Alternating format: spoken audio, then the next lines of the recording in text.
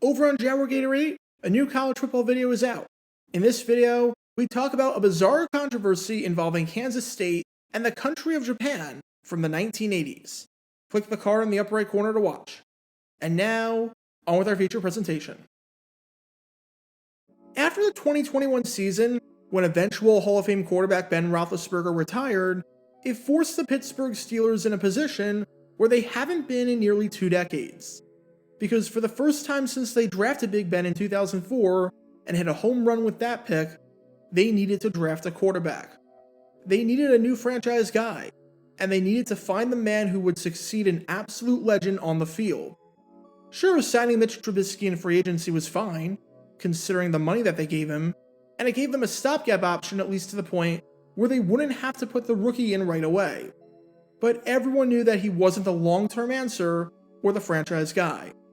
They needed to spend some high draft capital and get their guy. And with that, in the first round, with pick number 20, the Pittsburgh Steelers didn't have to look too far to find their guy. Because they took the first quarterback in the entire draft class, taking the guy that you've been watching this whole time, Pitt quarterback Kenny Pickett. He was coming off of an absolutely superb 2021 season with the Panthers that single-handedly catapulted him to the top of a very weak quarterback class, as he threw for 42 touchdowns while completing over 67% of his passes, while leading Pitt to an ACC title and an appearance in the Peach Bowl. Not sure how many people had Pitt winning the ACC on their 2021 bingo cards, especially since they had never won it before. But Pickett was that good that he made it happen, and he finished third in the Heisman voting and first in the voting for ACC Offensive Player of the Year as a result.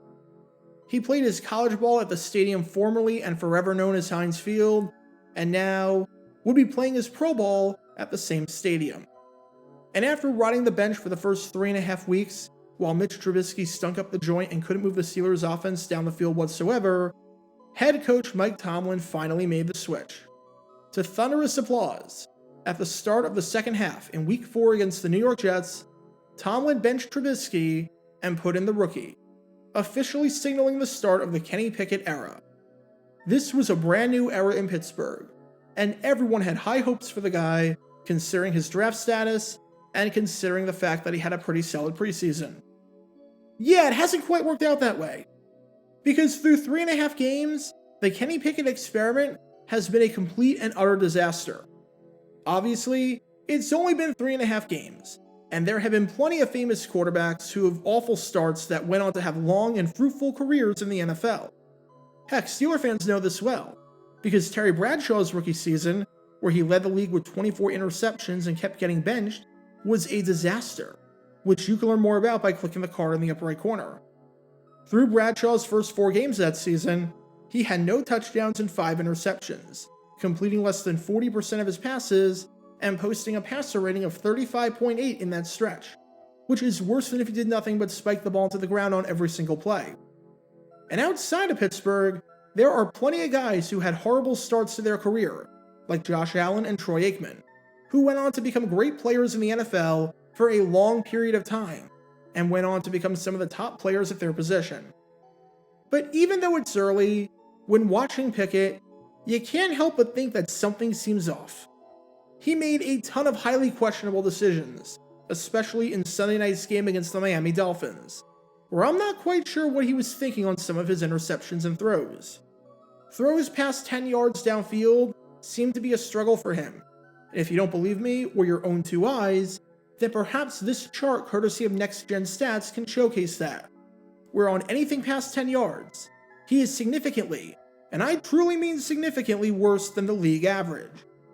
On throws 20 plus yards down the field on the right side, his passer rating is 22.2, when the league average is 78. On throws over the middle of the field past 10 yards, his passer rating is exactly 39.6, when the league average is 87.5. And on throws 20 plus yards down the field on the left side, his passer rating is 30.6, when the league average is 78.4. No matter how you want to slice it, it's ugly with a capital U. But just how bad is it? Again, a ton of rookie quarterbacks have struggled early on, and just because you've gotten off to a bad start doesn't guarantee they are going to be bad forever. Heck, it's the exception, not the rule, to come in as a rookie quarterback and struggle right away. But what about struggling this bad?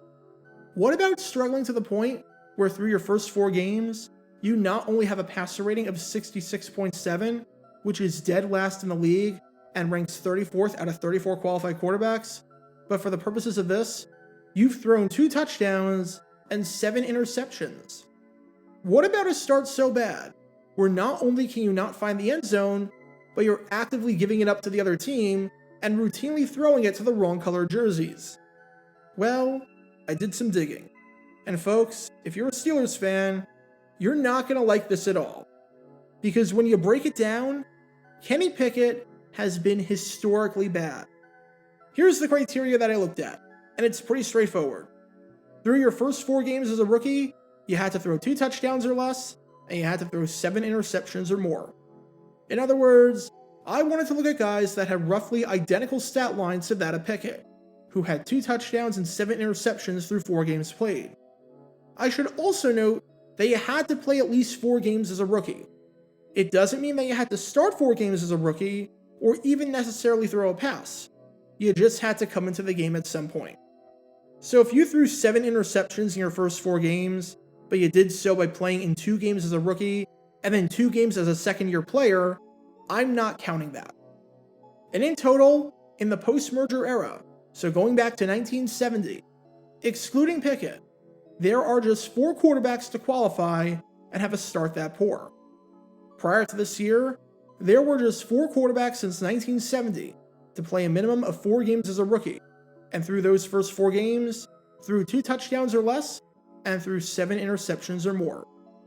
There were just 4 quarterbacks who were careless throwing the football while not being able to help the offense find the end zone.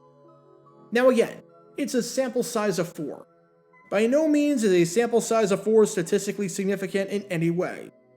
But when you look at the names on the list, let's just say that Kenny Pickett is not in good company. Not in the slightest bit. I'm going to go in chronological order, and start off with this man right here, Bill Demery of the New York Jets.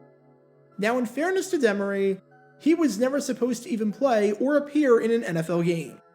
He was an undrafted free agent out of the University of Arizona, didn't make the final roster, and only started playing in games when first-string quarterback Joe Namath and second-string quarterback Al Woodall got hurt.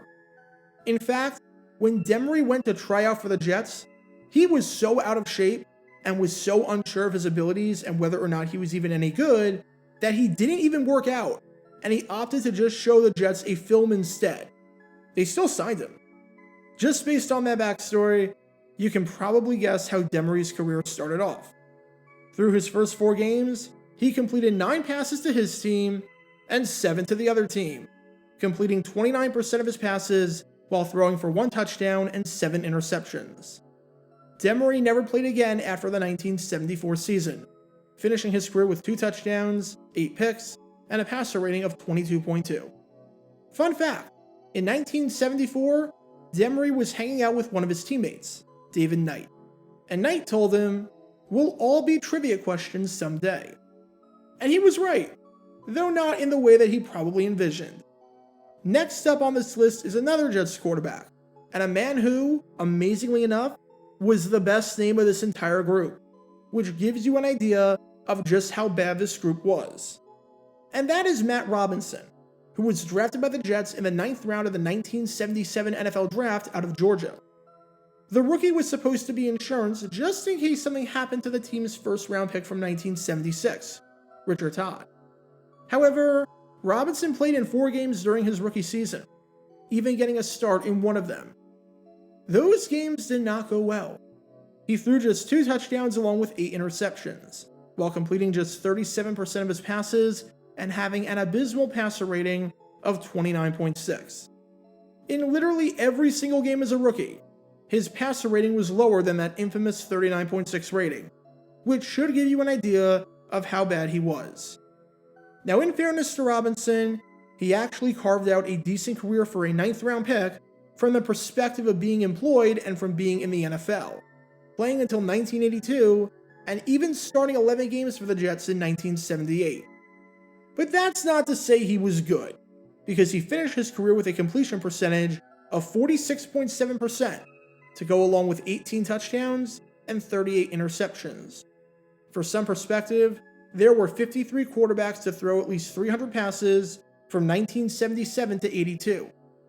Of those 53 quarterbacks, Robinson ranked 52nd in completion percentage and 52nd in percentage of passes to get intercepted.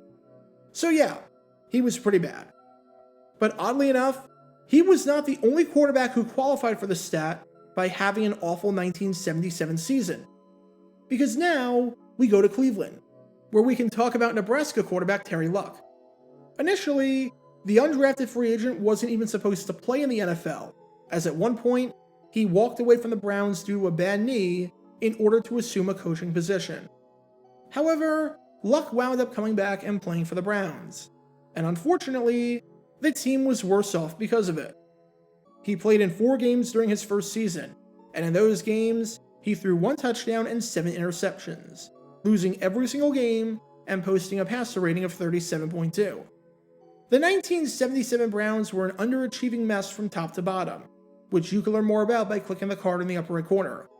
And Terry Luck was part of the problem for sure, highlighted by his only start in that stretch, when he played in the season finale against the Seattle Seahawks and threw no touchdowns, while completing 6 passes to his team and 4 to the other team. And Luck never played again after the 1977 season, so he ended his career as a one-and-done player, which probably isn't too surprising. And finally, we get to the big name on the list. We get to the final name, and by pure coincidence, we save the biggest one for last. Because when you think of the biggest quarterback bust of all time, or top 2 at minimum if you have Jamarcus Russell at number 1, odds are you think of this guy right here, Ryan Leaf. That's right, Kenny Pickett is in the same company as that of Ryan Leaf. The 2nd overall pick in the 1990 NFL Draft, taken 1 pick after Peyton Manning, and his career could not have gone in a more polar opposite direction. Through his first 4 games, he was not looking the part at all, completing just 43% of his passes while throwing 1 touchdown and 8 interceptions, and while posting a passer rating of 32.1. Perhaps most infamously in that stretch was his abysmal outing in his 3rd game against the Kansas City Chiefs, where he put up, quite possibly, the worst stat line of all time, going 1 for 15, completing 6% of his passes, throwing for 4 yards, no touchdowns, 2 interceptions, and a passer rating of 0.0, which is as low as you can possibly go. He also fumbled 4 times and got sacked twice for 23 yards, meaning that the Chargers actually finished that game with negative net passing yards while Leaf was under center. Leaf finished his career with a completion percentage of 48%, throwing 14 touchdowns and 36 interceptions, and is one of the biggest busts in the history of the NFL.